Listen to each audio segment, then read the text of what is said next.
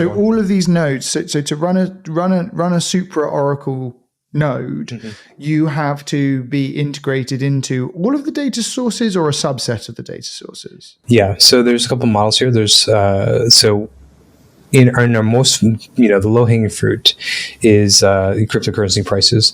And in that kind of arena, and also like FX, there are multiple endpoints and multiple data sources. So every single node in our system has to be able to run and connect to any exchange that we care about, because it's a randomization process. So every 10 minutes, a different combination of nodes are sent out. And because of this randomization, you don't know who you're going to be paired up with. And it's very difficult to collude with Byzantine actors.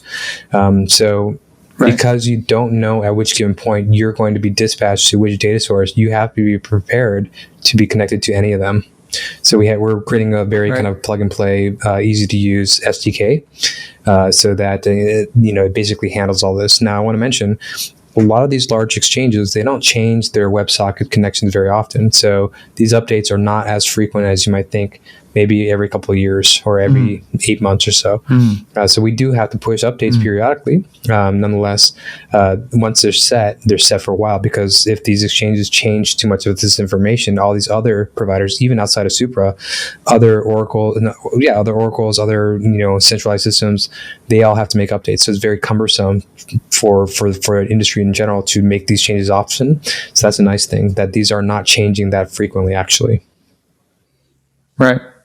But theoretically, I suppose adding a new data sources can be a little bit of a pain in the ass. It'll have to require some coordination. So we'll have a DAO or network governance that will have to be voting on the things, and they'll cryptographically approve it.